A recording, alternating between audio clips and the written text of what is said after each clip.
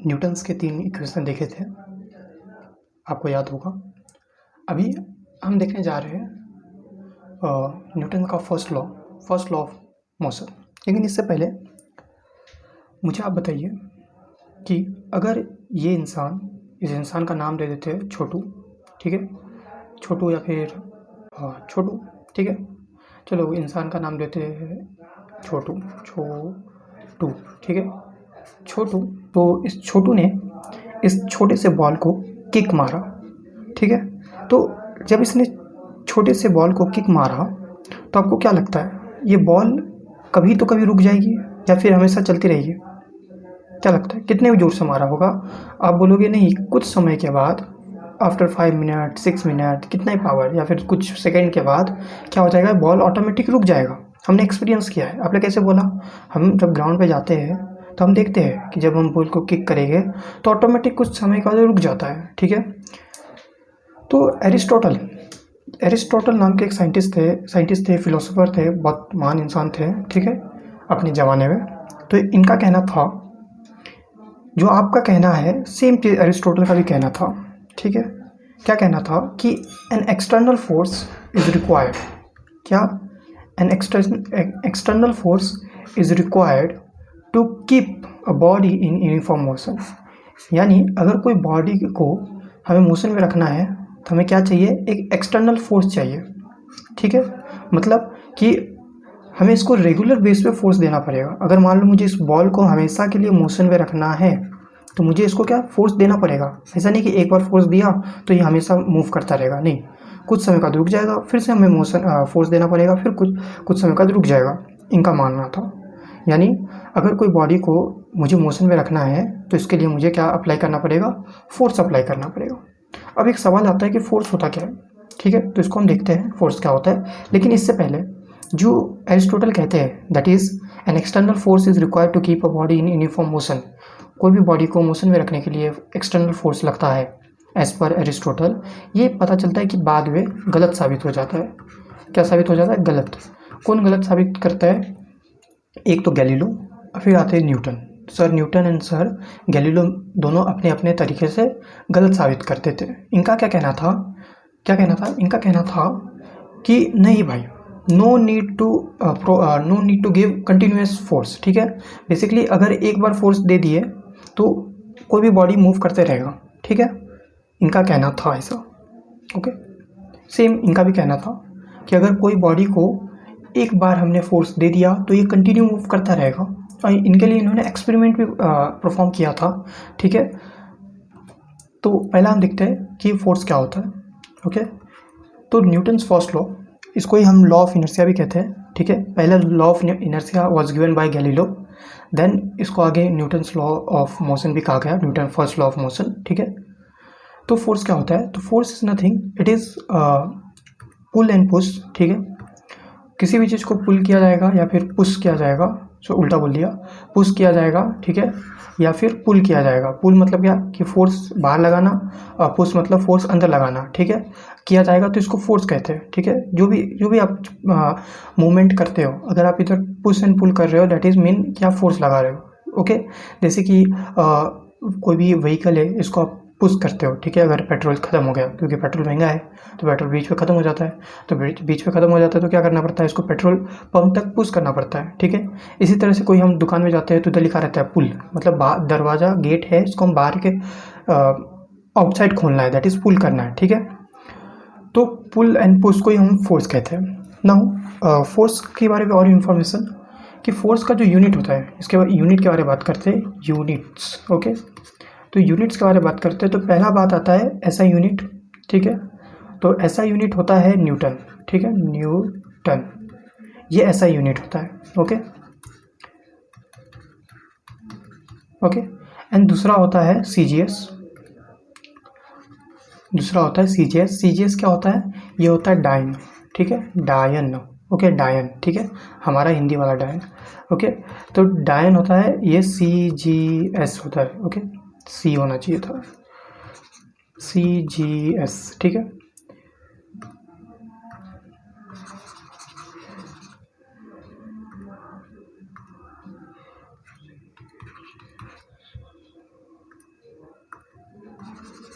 Okay, तो CGS होता है। नाउ आपके दिमाग में आ सकता है कि इन दोनों के बीच में रिलेशन क्या है, ठीक है। SI यूनिट एंड CGS के बीच में रिलेशन क्या है, तो 1 न्यूटन इज इक्वल टू 10⁵ डायन, ठीक है। ओके, ये रिलेशन है। यानी क्या, 1 न्यूटन, 1 न्यूटन ले लो, 10⁵ मतलब क्या कि 10 1 के आगे 5 जीरो, 3 4 5, ठीक है, इतना डायन होता है। ओके, ये रिलेशन है। तो न्यूटन क्यों यूनिट दिया गया, क्योंकि बेसिकली जो फर्स्ट सिस्टमेटिकली फोर्स को किसने डिफाइन किया, न्यूटन, सर न्यूटन ने किया, इसलिए इनके रिस्पेक्ट में यूनिट दे दिया गया, दैट इज न्यूटन, ठीक है। अब हम समझते हैं इनर्शिया। अगर हमें न्यूटन के फर्स्ट लॉ को समझना है तो हमें इनर्शिया भी समझना पड़ेगा, क्योंकि जो लॉ ऑफ इनर्शिया है, ओके, लॉ ऑफ इनर्शिया, ये गैलीलो ने दिया था। गैलीलो कौन, गैलीलो, देखो मैं फोटो दिखाता हूँ, ये गैलीलो है। ओके, इटली के साइंटिस्ट है, बहुत बड़े साइंटिस्ट थे।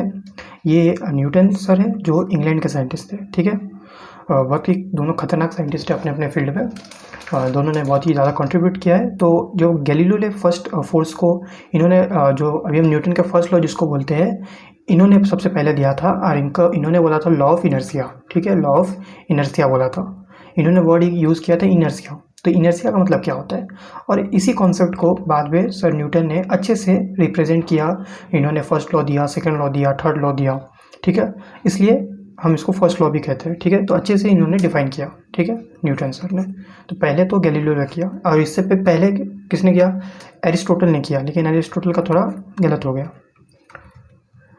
नाउ इनर्शिया समझते हैं, जो गैलीलियो सर ने वर्ड यूज़ किया था। तो इनर्शिया क्या होता है, तो basically tendency of a body to remain unchange, ठीक है, अनचेंज रहने का टेंडेंसी। अनचेंज का मतलब क्या, कि जिस पोजीशन में है इसी पोजीशन में रहना है, मतलब जो स्टार्टिंग का पोजीशन होगा और फाइनल पोजीशन है ये सेम रहना चाहता है। जैसे कि एक बॉक्स है, ठीक है, एक बॉक्स है।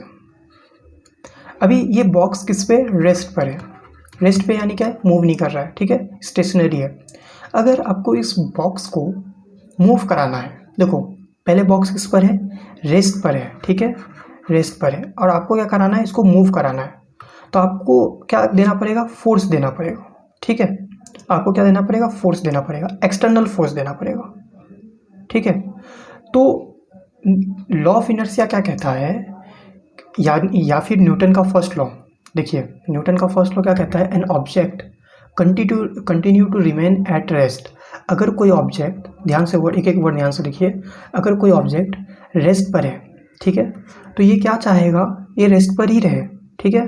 कंटिन्यू, देखिए ऑब्जेक्ट कंटिन्यू, मतलब अगर कोई ऑब्जेक्ट रेस्ट पर है तो ये कंटिन्यू रहेगा रेस्ट पर, ठीक है। कब तक रहेगा, जब तक इसको एक्सटर्नल मतलब बाहर से अनबैलेंस फोर्स नहीं मिले, ठीक है। मतलब क्या, मतलब कि ये जो बॉक्स है ये रेस्ट पर ही रहेगा। कब तक रेस्ट पर रहेगा, जब तक इसको कोई बाहर से फोर्स ना दे, ठीक है। अगर इसको बाहर से कोई फोर्स देगा तब ये मूव करेगा, इसके अलावा ये मूव नहीं करेगा, ठीक है। अभी देखिए जो इनर्शिया रहता है, ये इनर्शिया किस पर डिपेंड करता है, ये मास पर डिपेंड करता है, ठीक है। मास ज़्यादा तो इनर्शिया भी ज़्यादा, ठीक है, मास ज़्यादा तो इनर्शिया भी ज़्यादा, ठीक है। जैसे कि एक ये बॉक्स है और इसके सामने एक और बॉक्स मैं बना देता हूँ, ठीक है, इसके सामने मान लीजिए एक और बॉक्स आ जाता है, ये बॉक्स, ठीक है। तो इस जो फर्स्ट बॉक्स है, इसको फर्स्ट बोल देते हैं, इसको सेकंड बोल देते हैं। तो जो फर्स्ट बॉक्स है, ओके, आप बताना, जो फर्स्ट बॉक्स है इसको मूव कराना ईजी है फिर सेकंड वाले को, तो डेफिनेटली इसको मूव कराना ईजी है। क्यों, क्योंकि इसका मास कम है, ठीक है, और इसका मास क्या ज़्यादा है, यानी ज़्यादा मास मतलब ज़्यादा इनर्शिया, और ज़्यादा इनर्शिया मतलब ये जिस पोजीशन में है इसको इसी पोजीशन में रहना पड़ेगा, ठीक है। तो ये रेस्ट पर था तो इसको रेस्ट पर रहना है, ठीक है, ये भी रेस्ट पर था तो इसको रेस्ट पर रहना है। लेकिन क्योंकि इसका मास, जो सेकंड वाला इसका मास क्या है, ज़्यादा मास है, तो ज़्यादा मास है तो क्या, ज़्यादा फोर्स आपको अप्लाई करना पड़ेगा, ज़्यादा एक्सटर्नल फोर्स, ठीक है। तो आई होप इनर्शिया आपको समझा रहेगा। इनर्शिया क्या होता है कि अगर कोई बॉडी अपनी जिस भी पोजीशन में है इसी पोजीशन में रहना पसंद करता है, ठीक है। देखो अभी हमने रेस्ट का एग्जांपल देखा है, सेम वैलिड फॉर मोशन। अगर कोई ऑब्जेक्ट, ठीक है, अगर कोई ऑब्जेक्ट मोशन में है, ठीक है, फॉर एग्जांपल या तो अगर कोई व्हीकल है और ये व्हीकल क्या है, मोशन वे है, ठीक है। अगर ये व्हीकल क्या है, मोशन वे है, एग्जांपल देखते हैं। तो हमारे पास दो व्हीकल है, एक है कार, एक है बस, ठीक है। ये कार है और ये बस है, ओके।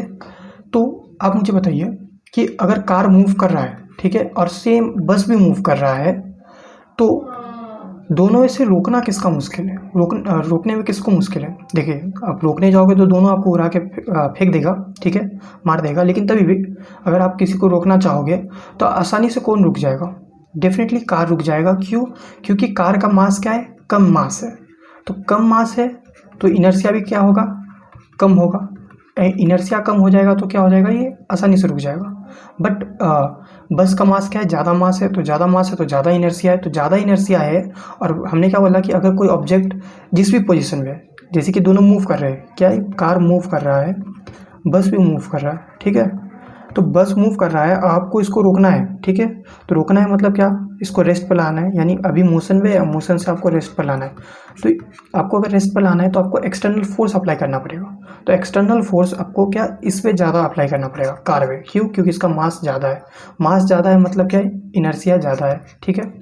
ठीक है, अभी हम न्यूटन के फर्स्ट लॉ को समझते हैं। बेसिकली समझ गया, अगर आपको समझ गया मैंने क्या कहा, तो आपको न्यूटन का फर्स्ट लॉ बेसिकली समझ गया है।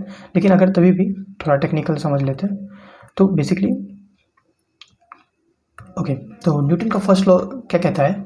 बहुत सिंपल चीज़ कहता है कि कोई भी ऑब्जेक्ट दो चीज़ कर सकता है। एक तो ये मोशन में है,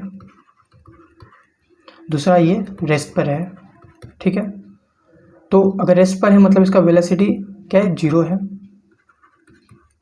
मोशन पे है, इसका मतलब क्या? इसका वेलोसिटी जीरो नहीं है, ठीक है। नाउ अगर ये हाँ, तो अगर ये मोशन में है तो ये कंटिन्यू रहेगा। ये क्या चाहेगा कि मैं मोशन में कंटिन्यू रहूँ, ठीक है। क्या चाहेगा? कि मैं मोशन में रहूँ, ये नहीं चाहेगा कि मैं रुक जाऊँ, ठीक है। सेम अगर कोई चीज़ रेस्ट पर है, अगर कोई चीज़ मोशन में है तो मोशन में रहना चाहेगा, अगर कोई चीज़ रेस्ट पर है तो रेस्ट पर रहना चाहेगा। बात सरल है, ठीक है। क्या बोला मैंने? अगर कोई चीज़ मोशन में है तो मोशन में रहना चाहेगा, अगर कोई चीज़ रेस्ट पर है तो रेस्ट पर रहना चाहेगा, ठीक है। तो एक सवाल आता है, दैट इज़ फुटबॉल वाला सवाल, कि जब ये फुटबॉल है, हमने इसको किक किया, ठीक है, इसको हमने फोर्स से किक किया, यानी क्या? ये मोशन में चला गया। तो अगर ये मोशन में चला गया तो ये कुछ समय बाद कैसे रुक गया अपने आप? क्योंकि न्यूटन का फर्स्ट लॉ क्या कहता है? अगर कोई चीज़ मोशन में है तो मोशन में रहेगा। तो हमने तो फुटबॉल को किक किया, तो जब किक किया तो ये मोशन में है, तो मोशन में है तो ये रेस्ट पे ऑटोमेटिक कैसे आ गया? तो इसका सवाल है कि ऑटोमेटिक नहीं आया, इसको रेस्ट पर लाने के लिए, इसको किस पे लाने के लिए?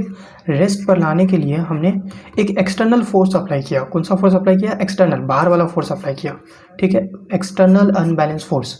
आप बोलोगे हमने तो अप्लाई नहीं किया भाई, तो आपने नहीं किया, लेकिन ग्राउंड था ना, ग्राउंड, ज़मीन, धरती माँ, तो जो हमारी धरती माँ है दैट इज़ ग्राउंड, ठीक है। तो हमारी जो मदर है दैट इज़ ग्राउंड, या इन्होंने अपना एक इनके पास एक पावर होता है जिसको बोलते हैं फ्रिक्शन, ठीक है। तो इन्होंने फ्रिक्शन अप्लाई किया, ओके। तो हर मतलब जो अर्थ का सरफेस है इसके पास फ्रिक्शन होता है, ठीक है। फ्रिक्शन यानी क्या? कि अपोजिंग फोर्स, ठीक है। आप चलते हो, आप चल पाते हो क्योंकि अर्थ के सरफेस पर एक फ्रिक्शन है, दैट इज़ अपोजिंग फोर्स है। आप इस डायरेक्शन में जाते हो तो जो सरफेस है, ठीक है, ये अपना एक अपोजिंग फोर्स लगाता है इस डायरेक्शन में, ठीक है। जिस भी डायरेक्शन में आप जाते हो, रुको इसको कलर से, अच्छे से कलर से दिखाता हूँ, ओके। तो ये हमारा अर्थ है। अभी अर्थ का सरफेस पे एक फ्रिक्शन होता है, ठीक है। तो फ्रिक्शन क्या करता है बेसिकली? जब भी जिस भी डायरेक्शन में आप जाते हो, मान लो आप ये रेड वाला आप हो, आप इस डायरेक्शन में जा रहे हो, तो अर्थ क्या करेगा कि इसके अपोजिट डायरेक्शन में एक फ्रिक्शन लगाएगा, एक अपोजिट फोर्स लगाएगा, ठीक है। इसके अपोजिट डायरेक्शन में अपोजिट लगाएगा, मतलब क्या? कि जिस भी डायरेक्शन में जा रहे हो इसके अपोजिट लगाएगा, तो ये आपका नेट फोर्स रहता है, इसको कम कर देता है, ठीक है। और इसके लिए ऑटोमेटिक कुछ समय के बाद हमें क्या लगता है कि फुटबॉल रेस्ट पर आ गया। ये ऑटोमेटिक खुद से नहीं आया है, बिकॉज ग्राउंड था, एंड ग्राउंड में क्या रहता है? फ्रिक्शन रहता है, फ्रिक्शन की वजह से ये आया, ठीक है। इधर जो एक्सटर्नल फोर्स था ये क्या था? फ्रिक्शन था। अब हम अज्यूम करते हैं एक आइडियल केस क्या है कि मान लेते हैं कि हमारे पास एक ऐसा ग्राउंड है,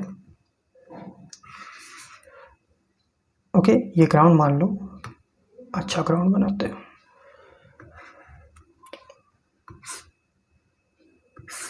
ओके ओके। तो मान लेते हैं कि ये ग्राउंड है ग्रीन कलर का, तो ये बहुत अच्छा ग्राउंड है, ठीक है, अज्यूम कर लेते हैं। और इधर जीरो फ्रिक्शन है। जो फ्रिक्शन था, जो मैं बात कर रहा था कि हमारे जो अर्थ के पास क्या है, एक फोर्स है जो अपोजिट डायरेक्शन में लगता है, जिसको हम फ्रिक्शन कहते हैं, ठीक है। तो मान लेते हैं कि इधर फ्रिक्शन नहीं है, फ्रिक्शन क्या है, जीरो है, तो friction is equal to zero, ठीक है, ये हम मान लेते हैं। तो अगर फ्रिक्शन जीरो है और अगर हम बॉल को किक करते हैं, तो आपको बिलीव नहीं होगा, आपको क्या बिलीव नहीं होगा, ये कभी बॉल रुकेगा ही नहीं। आपको समझ रहा है, ये बॉल नहीं रुकेगा। क्यों? क्योंकि न्यूटन का फर्स्ट लॉ कहता है, या फिर गैलीलियो का भी लॉ कहता है कि अगर कोई ऑब्जेक्ट रेस्ट पर है तो रेस्ट पर रहेगा, अगर कोई ऑब्जेक्ट मूव कर रहा है तो ये ऑब्जेक्ट क्या कर रहा है, मूव कर रहा है ना। तो अगर कोई ऑब्जेक्ट मूव कर रहा है तो मूव करते रहेगा, करते रहेगा, करते रहेगा, ठीक है। तो ये करते रहेगा। अगर हमने अर्थ में से फ्रिक्शन हटा दिया तो ये करते रहेगा।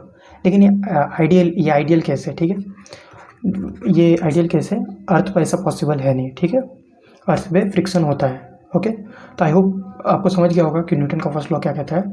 बस इतना ही कहता है न्यूटन का फर्स्ट लॉ, या फिर गैलीलियो का फर्स्ट लॉ, गैलीलियो का लॉ ऑफ इनर्शिया, यही कहता है कि अगर कोई चीज़ ऑब्जेक्ट रेस्ट पर है तो रेस्ट पर रहेगा, अगर वो मूव कर रहा है तो मूव करते रहेगा। कुछ एग्जाम्पल से समझते हैं और ओके, कलर, ओके।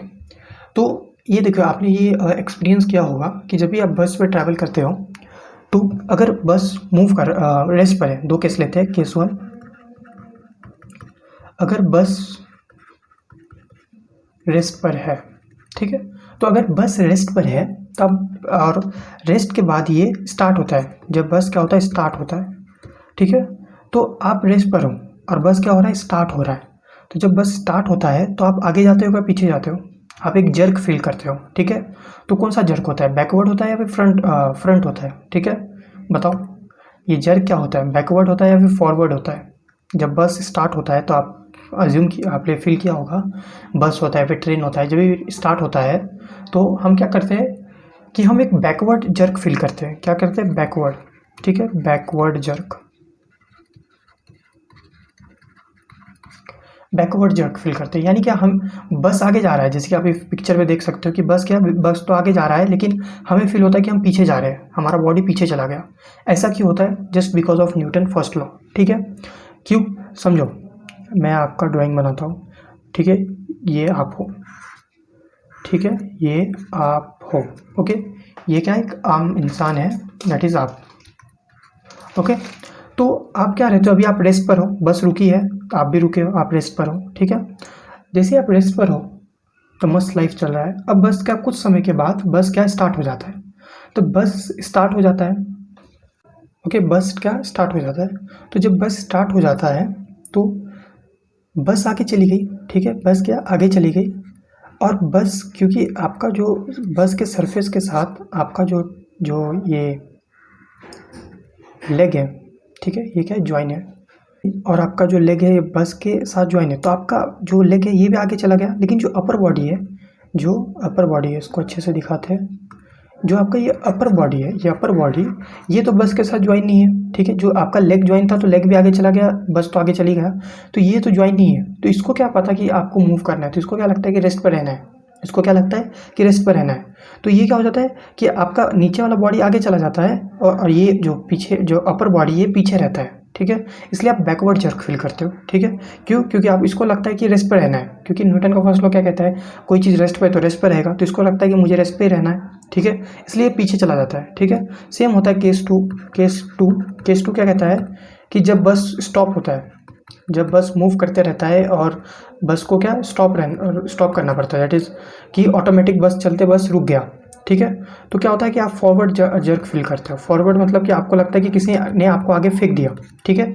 ये कैसे होता है, सेम चीज़ होता है कि आप हो, ठीक है, आपका ये आप हो, ओके। तो let me change colour, okay. तो क्या होता है बेसिकली, इधर भी सेम चीज़ होता है कि आपको क्या लगता है कि बस तो मूव कर रहा है ना, बस क्या कर रहा है, मूव कर रहा है। तो बस मूव कर रहा है, कुछ समय बाद क्या हो जाएगा, स्टॉप हो जाएगा। तो बस मूव कर रहा है, तो बस मूव कर रहा है तो आपका बॉडी भी क्या है, मोशन में है, तो आपका बॉडी मस्त मोशन में चलता है। लेकिन ऑटोमेटिक कुछ समय के बाद आपका क्या, बॉडी जो लोअर पार्ट है, ये लोअर पार्ट क्या रेस्ट पर आ जाता है, क्योंकि बस स्टॉप हो गया। ठीक है, तो आपका लोअर पार्ट रेस्ट पर आ गया। क्यों लोअर पार्ट रेस्ट पर आया, क्योंकि बस के साथ कांटेक्ट में है, बस के सरफेस के साथ ये कांटेक्ट में है। लेकिन जो अपर बॉडी है ये तो इंडिपेंडेंट है, तो इसको नहीं पता ना कि इसको रुकना है, तो ये क्या करता है कि आगे चला जाता है। क्यों, क्योंकि न्यूटन का फर्स्ट लॉ कहता है कि अगर कोई चीज़ मोशन में है तो मोशन में रहना चाहता है। क्योंकि बॉडी मोशन में थी तो इसको मोशन में ही रहना रहता है, इसलिए आगे मूव करता है। ठीक है, इसको एक और एग्जाम्पल के साथ समझते हैं, that is fan, last example. तो देखो फैन जब आप रोकते हो, जब ऑफ करते हो, ठीक है, जब आप क्या करते हो, ऑफ करते हो, तो आपने देखा होगा कि ऑफ करने के कुछ समय के बाद भी फैन मूव करते रहता है। ये जो फैन है ये मूव करते रहता है। ओके, आपने ऑब्जर्व किया होगा जब फैन को हम क्लोज करते हैं, दैट इज़ बंद करते हैं, तो इसके बाद भी ये मूव करते रहता है। क्यों, क्योंकि न्यूटन का फर्स्ट लॉ कहता है कि अगर कोई चीज़ मोशन में, देखो फैन पहले मोशन में था, ठीक है, तो इसको क्या पता है इसको रुकना है, तो आपने ऑटोमेटिकली क्या किए, स्विच ऑफ कर डाले। तो स्विच ऑफ कर डाले तो इसको क्या पता कि इसको रेस्ट पर आना है, तो ये इसका टेंडेंसी क्या है, मोशन में, तो मोशन में ही रहना चाहता है। ठीक है, इसलिए कुछ समय तक क्या रहता है, मोशन में ही रहता है। ठीक है, आपको समझा। देखो फिर एक और रहता है कि ये मान लो आपका बेडशीट है, ठीक है, और बेडशीट के ऊपर क्या है, ये डस्ट पार्टिकल है, जो रेड वाला क्या है, डस्ट पार्टिकल है। अभी देखो जब ये डस्ट पार्टिकल है और आप इस बेडशीट को